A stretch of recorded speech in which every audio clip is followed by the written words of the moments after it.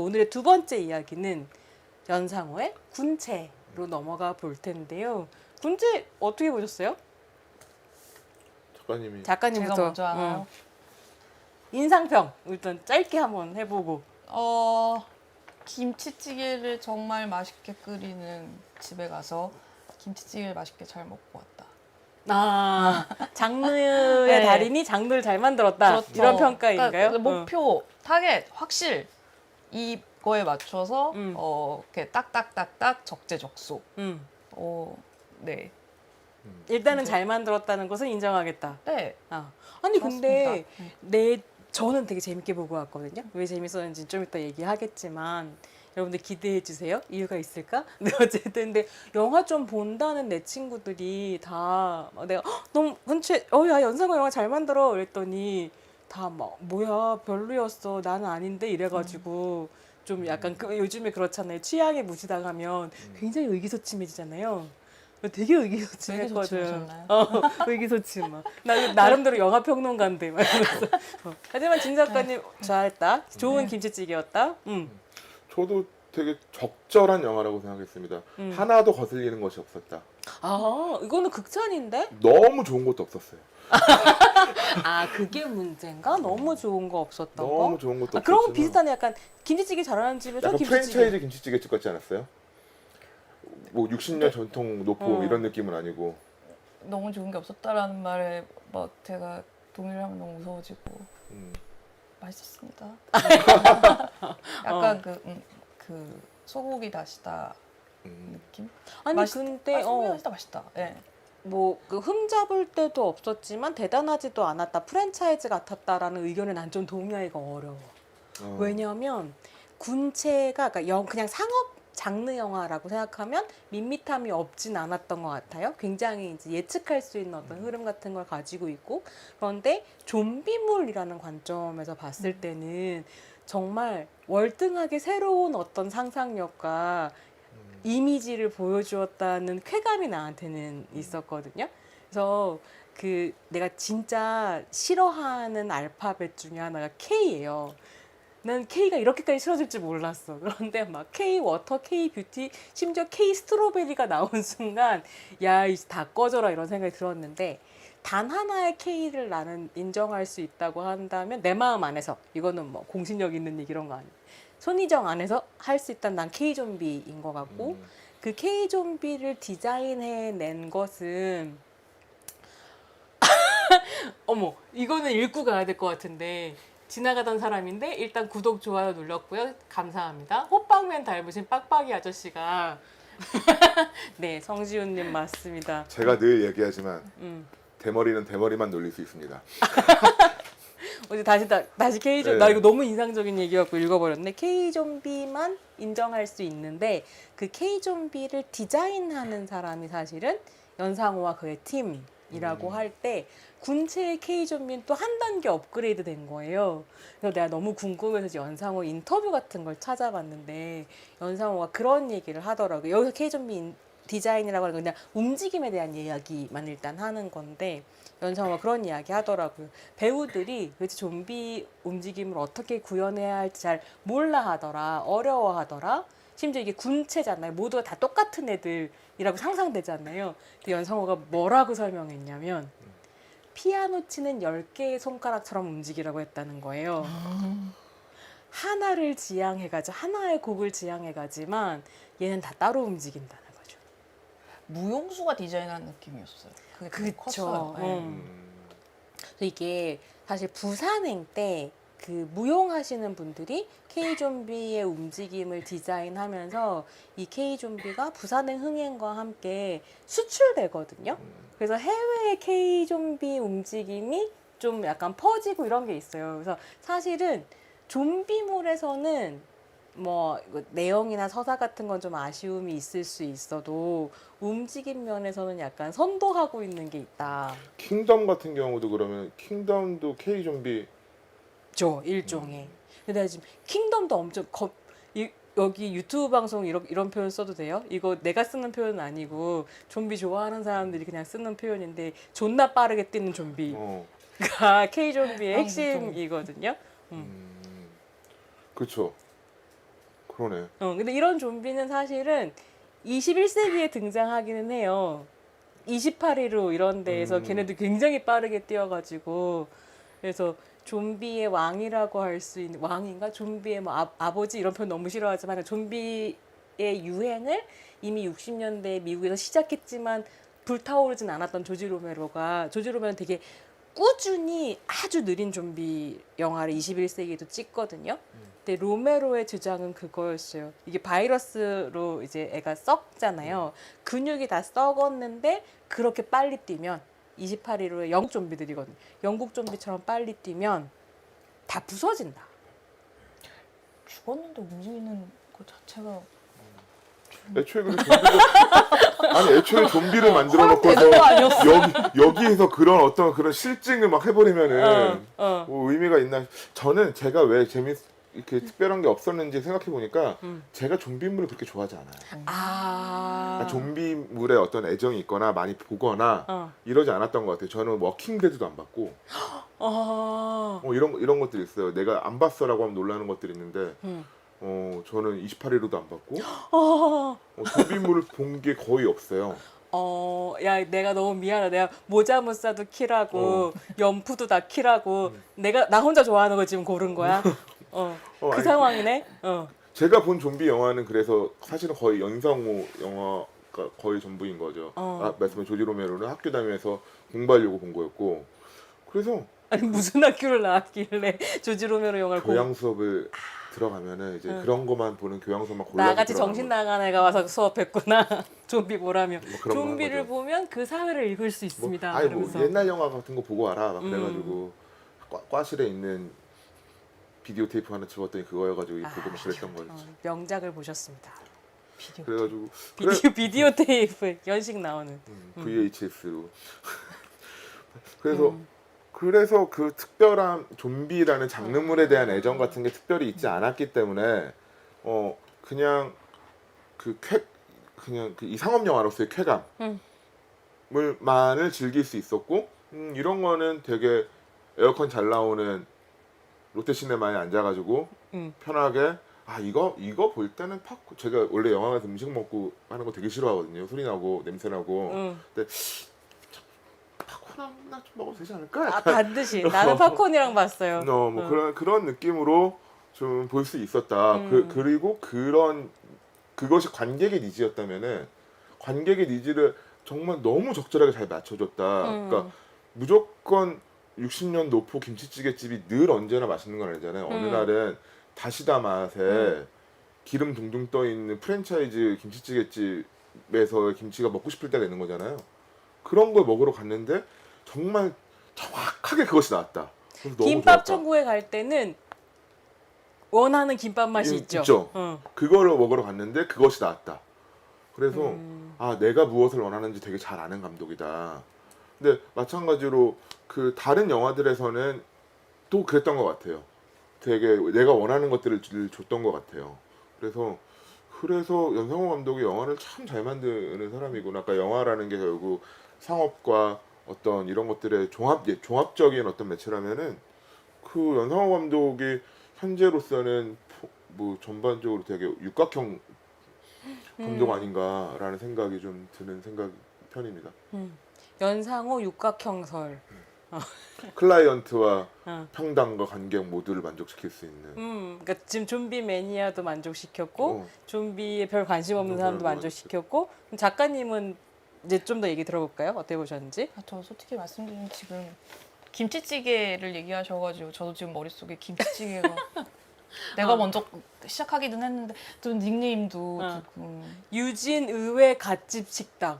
외갓집 식탁이라고. 유진의 외갓집 식당. 네. 네, 제가 띄어쓰기가 안 되어 있으면 읽고 싶은 대로 읽는데 유진 의외 갓집 식탁. 갓이 되게 중요한 건 줄 알았어요. 신 같은 식탁이구나. 유진의 외갓집 식탁님께서 김치찌개 좋죠. 나 김치찌개 얘기 한 1000시간 할 수 있을 것 같은데. 아니 그게 중요한 게 아니고 그래서 네. 그래서 배고프다. 김치찌개 빼. 김치찌개 아니야. 네. 김치찌개 아니야. 자, 군체 좀비. 네, 좀비 K-좀비라고 아까 얘기를 하셨던 거가 제가 조금 궁금했던 게 K-좀비라고 했을 때 정의가 그럼 뭘까요? 빨리 뛴다? K 좀비의 정의 그렇게 얘기하니까 굉장히 뭐라 할 말을 잃었는데 지금 문득 떠오른 건 그런 것 같아요. K 좀비라고 규정할 수 있는 건 일단 좀비 움직임에 새로움을 더했다.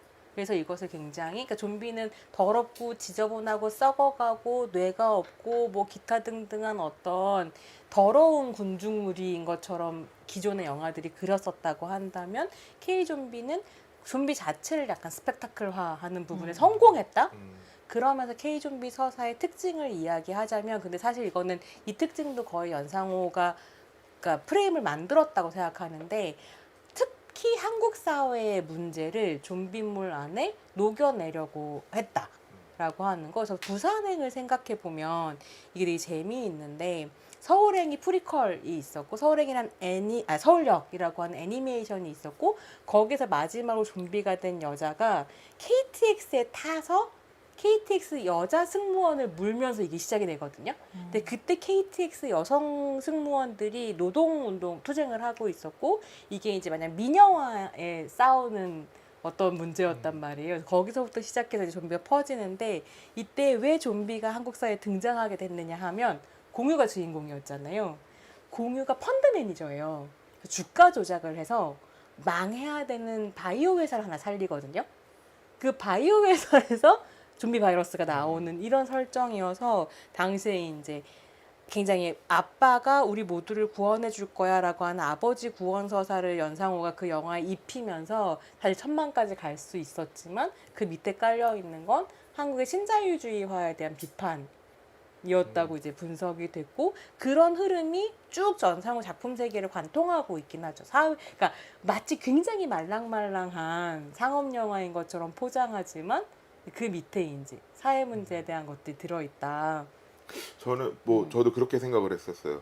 신자유주의, 그러니까 아까 계속 얘기해서 자본에 대한 문제겠죠. 자본주의와 신자유주의가 우리 사회를 어떻게 병들게 했는가, 우리를 어떻게 고립시켰는가에 대한 이야기가 연상호 영화의 전체에 늘 깔려 있는 세계관인 것 같고, 근데 그 며칠 전에 친구랑 이 비슷한 얘기, 연상호 영화 얘기를 하다가 그 연상호가 사람을 되게 싫어하는구나 라는 얘기를 했었고, 저도 조금 다르지만 비슷하게 생각하는데 말씀하셨던 것처럼 그때 당시에 이제 그 복직 투쟁을 하고 있던 KTX 승무원 노조의 조합원이 첫 번째 감염자 아니고 그 열차 안으로 들어온 첫 번째 감염자였잖아요. 그게 저는 한국 사회에 그 널리 퍼져 있는 어떤 전체주의와 집단주의 문화 같은 것들에 대해서 연상호가 싫어하는 거라고 생각을 하는데 우르르 몰려다니는 것들 다 싫어. 약간 이런 거라고 생각하는데 그 우르르 몰려다니는 것들에는 그 펀드 매니저나 자본이나 이런 것들을 상징하는 사람들뿐만 있는 것이 아니라 그 데모하고 투쟁하는 너네들도 사실은 똑같은 사람이긴 하잖아 라는 인간 본연에 대한 그 아주 근본적인 불신이 연상호에게 있다. 그리고 저도 의견 동의하는 부분이 있고 그래서 저는 재밌었던 게 부산행에서는 그 막 싸우잖아요. 계속 싸우고 문을 열었다 닫았다 하면서 싸우는데 그때 정확히 기억이 안 나는데 누군가가 핸드폰을 흘려요. 그래서 절로 핸드폰이 탁 떨어지는데 저기서 그 핸드폰이 울리는데 그게 오피슨 코리아였어요. 오피슨 코리아가 막 울리니까 나라도 싫을 것 같아. 근데 갑자기 좀비들이 거기를 싹 보더니 모두가 글로 뛰어가 좀비가 그 핸드폰을 잡겠다고 막 하는 사이에 사람들이 도망가거든요. 이게 한국 사회에 대한 진짜 너무 뼈아픈 조롱이다라고 생각을 했었고 저는 그게 그 다음에 만든 이렇게 반도 그 다음에 이번에 군체까지도 또 지옥에서도 사실은 이런 이 인간은 다 모여 있으면 어리석어 라고 하는 그 연상호의 어떤 그런 시니컬한 태도가 계속 이어지고 있는 거라고 생각을 하고 이번에도 그런 어떤 뼈아픈 조롱 같은 장면들이 많이 있었다고 생각을 했었거든요. 분체에서. 이게 사실 좀비물의 일종의 장르 관습 같은 거라고 생각하긴 하는데 모든 좀비물에 그런 설정이 나오진 않지만 좀비를 경유해서 한 사회를 비판하려고 하는 감독들이 되게 세심해서 고르는 것 중에 하나가 좀비가 어디로 모여드는가라고 하는 부분이거든요.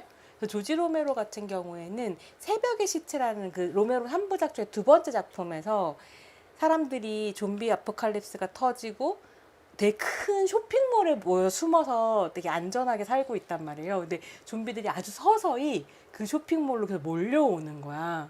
그래서 이제 이거를 대적하기 위해서 싸움을 준비를 하는데 이제 그런 대사가 나와요.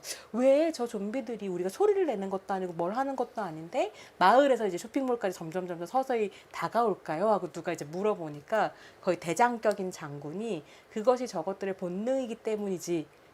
소비 자본주의 시대에 쇼핑몰에 몰려드는 미국인에 대한 어떤 비판 같은 걸 로메로가 거기 숨겼다면 새벽의 황당한 저주라는 영국의 좀비물이 있어요. 2005년인가 나왔는데 거기는 사람들이 다 펍에 숨어요. 그런데 좀비들이 펍으로 몰려오거든요. 영국의 본능이다.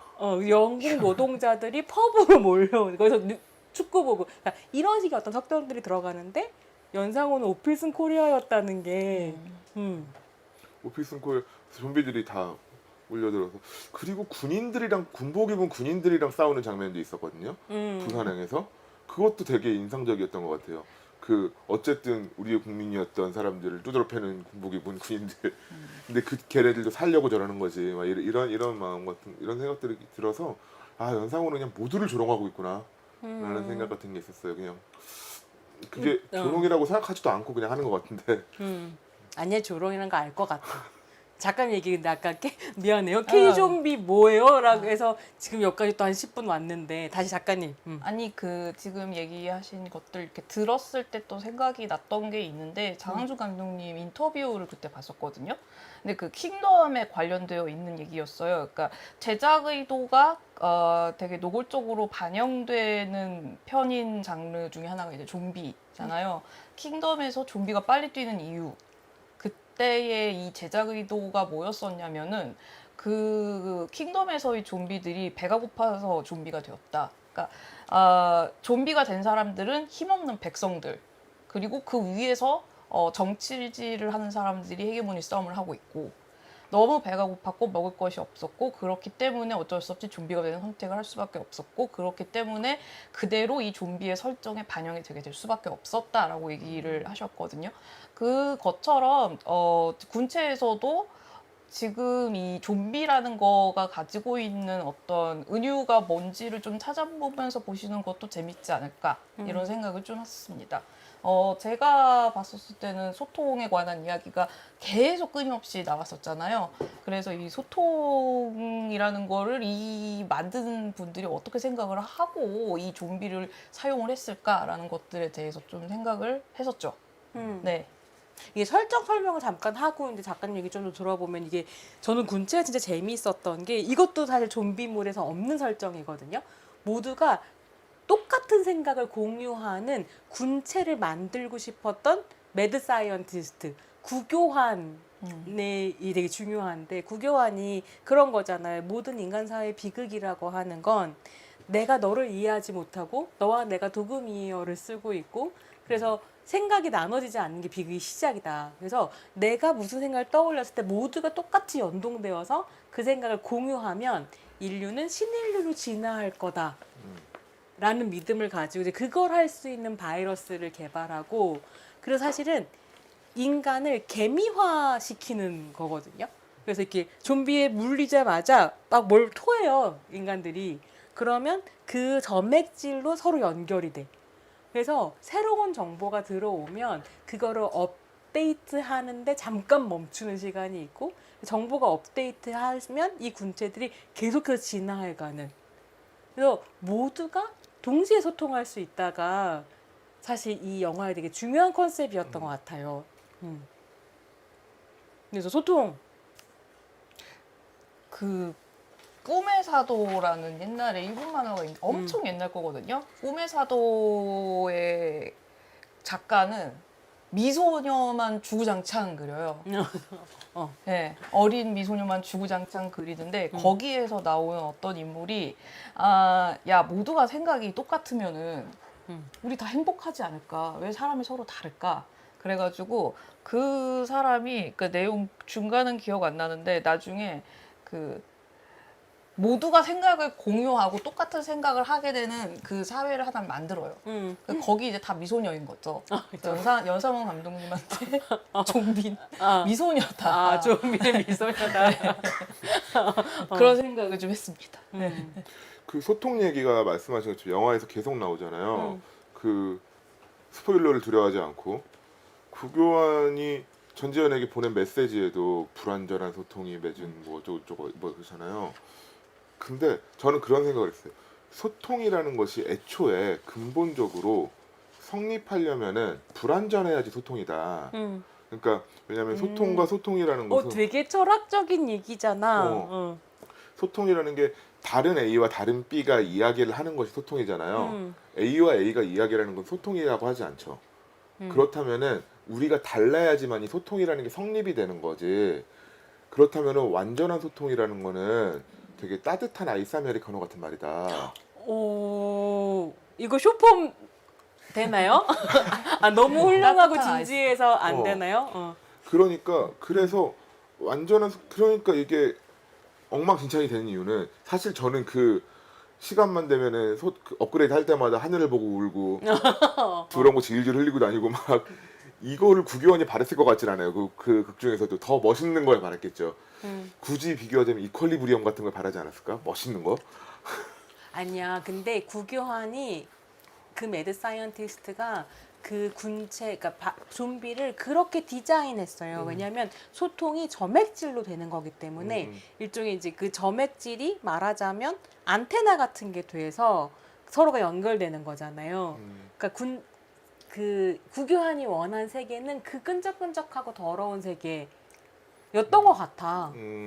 저는 감독이 원했던 거라고 생각하는데 왜냐면은 저는 연상호도 그렇게 생각했을 거라고 생각해요. 완전한 소통 같은 건 이룰 수 없는 꿈이고 그냥 그런 것들은 만약에 한다고 하더라도 이렇게 불완전하고 더럽고 지저분한 것밖에 되지 않는다. 추한 것이다 이것은.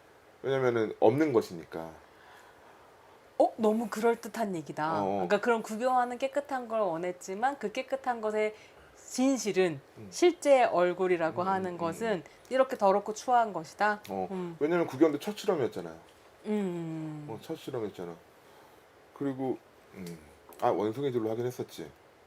하지만 뭐 인간으로 하는 첫 실험이었으니까 되게 고등의 어떤 정보를 나는 그 약간 이해가 안 갔던 건 인간들은 그렇게 점액질을 뱉으면서 좀비가 되어 서로 연결돼 있는데 원숭이들은 너무 깨끗한 거야. 그럼 쟤네들은 어떻게 소통하지? 점액질 없이? 연상호 감독님 답변을 원합니다. 네, 모든 걸 굉장히 정합성 있게 만들려고 이번에 노력했었던 것 같은데 인터뷰 같은 걸 보면 원숭이는 왜 깨끗한지는 영화에 설명되지 않는다. 저는 그래서 제 마음대로 여러 가지 상상해보면 인간이 너무 고차원적이라서 그런 것 같아요. 인간이 너무 고차원적이어서 성문화 애호가께서 설명해 주셨다. 저 이해 못했어요. 그러니까 주고받을 정보량이 많은 거. 이를테면은 원숭이들은 약간 비말 정도로 튀기는 침 정도로 되는데 원숭이 비하 발언인가요? 네. 네. 너희는 그 정도로 충분하다. 하지만 인간은 그거보다 훨씬 더 고등해서 그 사유의 수준이나 양이나 처리하는 정보량이 그래서 점액질까지 필요한 거지. 막 끈적끈적하고 양도 많이 토해야 되고. 근데 원숭이는 그냥 나오는 비말 정도로만 날리는 털 정도로만 또 가능한 정도의 정보량만이 오고 간다. 그러니까 지금은 인터넷 뭐 정보를 옮기려면 광 케이블이 필요하지만 옛날에 우리 1.44 플로피 디스크로도 다 했던 것처럼. 오케이 설명됐어요. 그렇게 치기에 그 극 중에서 전달하는 정보 양이 좀 너무 적지 않았나요? 야, 저거 사람 아니야 이거잖아. 아니 근데 계속 진화해가는 상태에 있긴 했었던 것 같아요. 그 설정이라면 점액질이 후반부로 갈수록 더 많아져야 됐지 않았을까? 근데 점점 많아져서 그 건물 자체가 사실 점액질로 뒤덮이고 딥해서 있기는 했다. 근데 애초에 점액질이 나온 거는 뭐 인프라를 깔아놓은 것이다 정도로 우리가 이해를 하는데 뭐 이런 거 말고 또 사실 영화에서 충분히 설명되지 않는 것들이 좀 있었던 것 같기도 하거든요. 이거 우리 사전 회의할 때 작가님 얘기했었던 건데 나 진짜 무릎을 치며 그렇다. 아 정말요? 음. 그때 왜 무릎을 쳐주지 않으셨죠? 그때 막 완전 막 우리 줌으로 만나고 잘 안 줌이어가지고. 보였던 거야. 그랬어요? 줌 네. 밑에서 막 무릎을 치고 제가 화면이 있었어요. 요만해서 몰랐어요. 그때 제가 그러니까 정말 이건 정말 빈말이 아니라 재미있게 보았고 잘 만들었고 좋다라고 생각을 했는데 조금 아쉬웠던 그러니까 이 부분이 조금 더 나는 설명이 듣고 싶었다라는 부분이 이제 뭐였냐면은 캐릭터들이 조금 이제 뭐라고 해야 될까 어떤 설정 단계에서 조금 뭔가가 이렇게 끝마무리가 조금 아쉬운 느낌?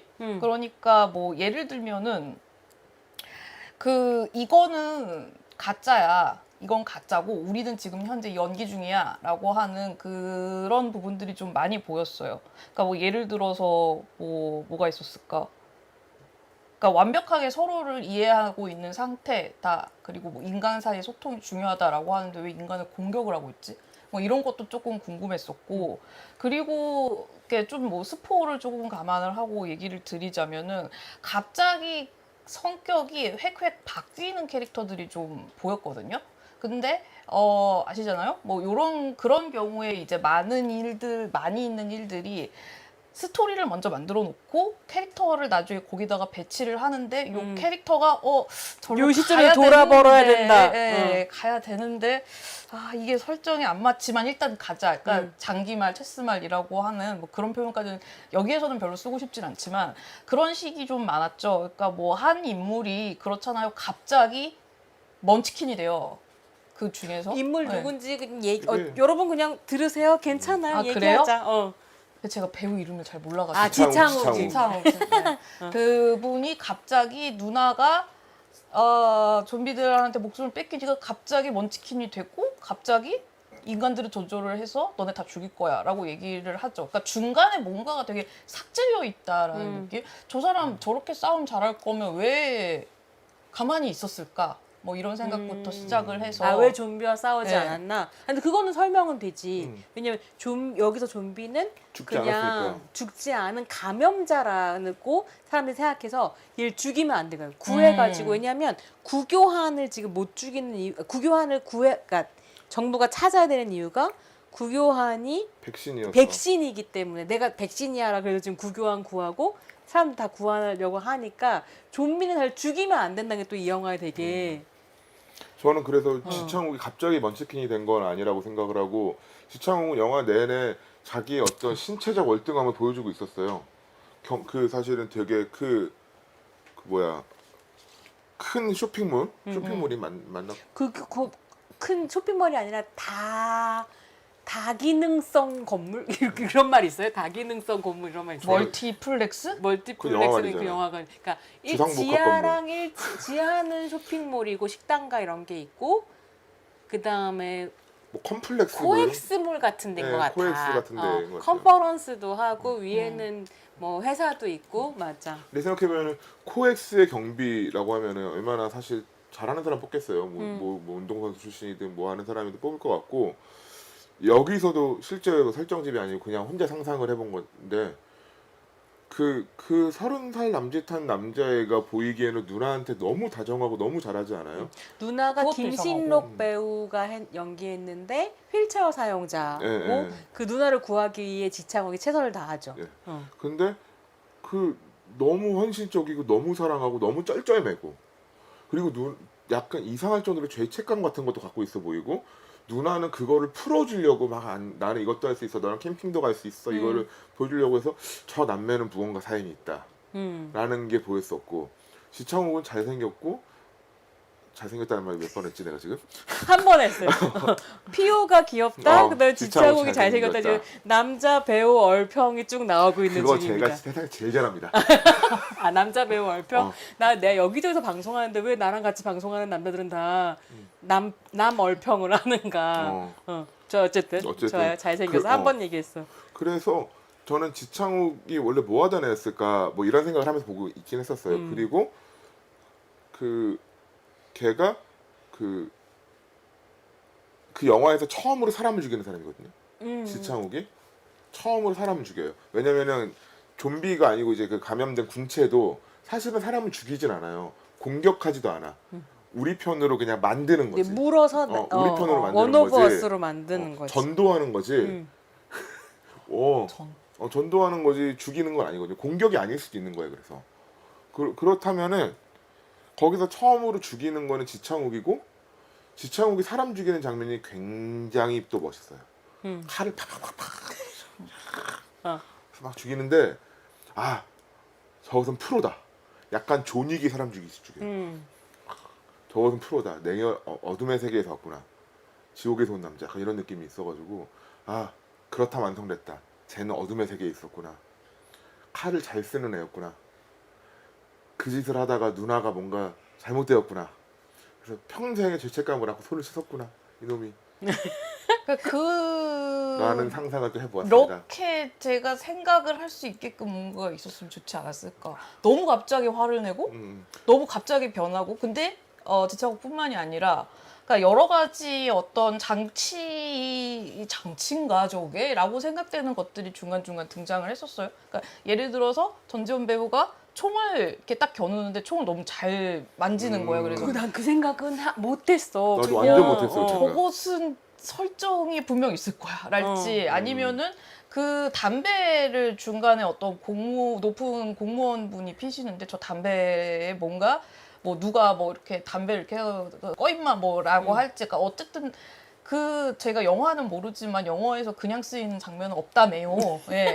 그래서 뭐 그것도 감독분마다 다르시겠지만 뭐 그런 것들이 뭔가가 쓰이겠구나라고 생각했는데 그 용어가 뭐더라? 아무튼 막 이렇게 퓨슈슈 가더라고요. 그래서 복선으로 기능할 줄 알았는데 아무런 맥거핀? 맥거핀. 맥거핀이었다. 예. 뭐 그러고 뭐 문자로 얘기를 하자며. 왜 말로 갑자기 제일 중요한 말인데 왜 저걸 말로 하고 그런 것들 그리고 뭐 그런 어떤 계속 이렇게 쓰고 버려지는 캐릭터들이 계속 나와서 와 제가 저렇게 버려지는 건 조금 아까운데 그러니까 예를 들어서 날라리 여고생 뭐 이런 애들이 뭔가 조금 반전을 줬다거나 뭐 이런 아니면은 이런 캐릭터들한테 뭔가 딜레마나 아니면은 모순이라도 하나 줬으면은 재밌지 않았을까? 예를 들어서 정의감에 불타지만 소심한 전지현이랄지 아니면은 누나에 대한 죄책감에 시달리지만 누나를 사랑하는 지창욱이랄지 그러니까 이게 단순히 어떤 뭐 작법이나 뭐 캐릭터 뭐 만듦새에 관한 이야기 때문에 이런 얘기를 하는 게 아니라 관객으로서의 제가 감정이입을 했을 때 너무너무 걸린다는 거죠. 그러니까 지창욱이 막 열받아서 칼을 휘둘러요. 그러면은 멋있다라고 생각이 들면서도 와, 뭐 그래 더 세게 막 이제 드디어 폭발을 하는구나 힘줘라 뭐 이런 식으로 응원을 하게끔 만들어야 되는데 보는 사람이 감정이입을 하는데 계속 이렇게 탁탁 걸리더라고요. 그러니까 이거를 같이 동조하고 공감하고 같이 울고 웃으면서 좀 보고 싶은데 제가 자꾸 스크린에서 나와서 앉아있는 내가 이렇게 있어버리게 되는 그러니까 그런 부분들이 조금 뭐 김치찌개에 파가 덜 익었네 뭐 이런 느낌이요. 저는 약간 파는 원래 덜 익히나? 네. 동의하는 부분이 있어요. 캐릭터들이 되게 납작하다고 생각하긴 했어요. 그러니까 그래서 뭐 지창욱의 뭐 존익서 이런 거 다 사실 상상한 거니까 혼자서 막 납작한데 저는 그게 또 되게 적절한 거라고 생각했었거든요. 이 영화관에서 그것도 맞는 것 같아요. 그러니까 이 좀비물이라고 하는 어떤 장르적인 어떤 기표들이 되게 확실하잖아요. 그러니까 이 기표를 아주 대놓고 보여주겠다. 자, 여기 가상의 세계야. 코엑스 같지. 일단 뭐 그건 아니야. 왜냐면 코엑스도 저작권이 있거든. 그래서 뭐 여기 안에서 유명한 배우들이 너네가 아는 장면들을 보여주고 이것에서 내가 하고 싶은 이야기들을 하겠다. 그러니까 저는 그것도 되게 잘 만든 거라고 생각하거든요. 그래서 재미있었다라고 말씀을 드립니다. 저는 지금 얘기를 듣다 보니까 이제 그런 생각이 드는데 이게 좀 연상호의 재미있는 점인 것 같아요. 제가 이 군체에서 진짜 좋아했었던 좀비가 뭐냐면 여러 좀비가 합체돼서 하나처럼 움직이는 좀비들이 있었거든요. 그래서 이렇게 머리는 위에 있는 애가 서 있고 거기에 여러 좀비가 붙어 있고 한 애는 밑으로 내려가서 밑을 살피고 그래서 이렇게 움직이는 좀비가 있었고 이런 건 또 좀비 거의 저는 처음 봤어요. 근데 영화 보고 나와서 연상호가 이런 좀비다라고 생각했거든요. 그러니까 여러 개를 할 수 있는 연상호가 지금 연상호라는 감독 안에 있어서 상업 영화 만들 때랑 넷플릭스에 납품할 때랑 그다음에 최근에 얼굴이라는 작품이 사실은 독립영화계에서 진짜 센세이션이었어요. 2억 들어서 만들었는데 100만 넘게 들었거든요. 근데 이걸 어떻게 박정민이나 이런 배우, 신현빈이나 이런 배우를 쓰면서 2억을만 드릴 수 있었냐면 다 러닝 개런티를 한 거예요. 근데 되게 재미있는 건 배우들한테만 러닝 개런티를 한 게 아니라 그 스태프들도 다 그런 방식으로 계약을 해서 굉장히 나름대로 합리적으로 말단 스텝까지 이 이윤을 나눠 가질 수 있는 구조를 꾸려서 2억으로 100만을 드린 거죠.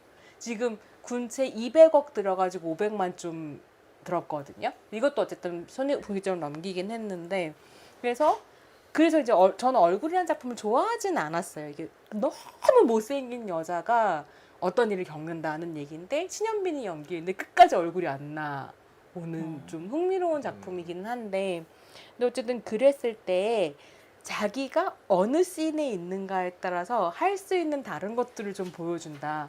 그러면 그냥 군체에서 연상호가 하고 싶었던 건 지금 이제 계속 작가님 비유하신 그 김치찌개였다고 한다면 장르의 발판을 밟고 쭉 가는 거 잘 만든 거다 이런 생각을 한 거죠. 맞아요. 맞아. 이 영화는 진짜로 그냥 쭉 갔던 것 같아요. 음. 해야 할 그 이야기의 그 줄거리를 놓고 보면은 해야 할 일이 나온다, 한다. 다음 캐스트 해야 할 일이 나온다, 한다. 배신이 들어왔다. 약간 어떻게 한다? 게임 이렇게 완전 게임 같았어요. 게임이 요즘에 사실 다들 영화를 그렇게 만들긴 하죠. 왜냐면 1시간 50분 사람들이 못 보잖아요. 그래서 가서 내 친구가 그런 얘기했는데 자기 계속 영화 보다가 이렇게 한다는 거예요. 빨리 가게 하고 싶어가지고. 근데 그런 와중에 게임 서사처럼 가는 게 그래도 어쨌거나 좀 관객들을 그게 되게 익숙한 것 같아요. 저는 웹툰을 자주 보는 편인데, 그 쿠키를 열심히 구우면서 보는데 늘 제가 재밌어 하는 웹툰들 밑에 늘 달리는 게 이거예요. 언제까지 질질 끌 거냐. 그쵸. 빨리빨리 가자. 빨리빨리 가라. 이야기 전개 안 시킬 거냐. 그리고 그래서 얘가 센 거야, 쟤가 센 거야. 빨리 명확하게 얘기해라. 이런 것들을 되게. 근데 이거 되게 전투력을 측정하고 뭐 그다음에 퀘스트가 명확하게 나오고 이게 깼으면 다음 판이 빨리 나와야 되고 이거 되게 게임의 세계관인 것 같아서 이 어떤 그 서사를 다루는 콘텐츠에서도 이거를 요구하는 태도가 이제는 뭐 웹툰뿐만 아니라 영화나 웹소설 모든 장르에서 다 나타나고 있는 것 같거든요. 그렇다면은 그런 대상들에게 너무너무 만족스러운 콘텐츠였겠다. 그래서 사실은 우리 이제 마지막 얘기로 넘어가야 될 것 같긴 한데 넘어가기 전에 아가사 5589님 손쌤 요즘 졸려 보이시 늙고 지쳐서 그래요. 지금 오늘 제 며칠 중에 지금이 제일 지금 재밌고 신난 상태거든요. 그런데 늙고 지쳐서 졸려 보인다. 라는 말씀을 드리면서 그러니까 사실은 그 아까 총 잡는 장면 얘기하셨죠. 전지현이 총을 너무 잘 잡았는데 나는 그 설득력은 그냥 전지현이었던 것 같거든요. 전지현이 잡으니까 총도 괜찮다. 근데 이 영화를 얘기할 때 사실은 뭐 구교환, 지창욱, 김신록 이런 배우들 뭐 잠깐 나왔다가 점점점 이거 이 스포일러는 하지 말아요. 잠깐 나왔다가 하는 뭐 어떤 배우까지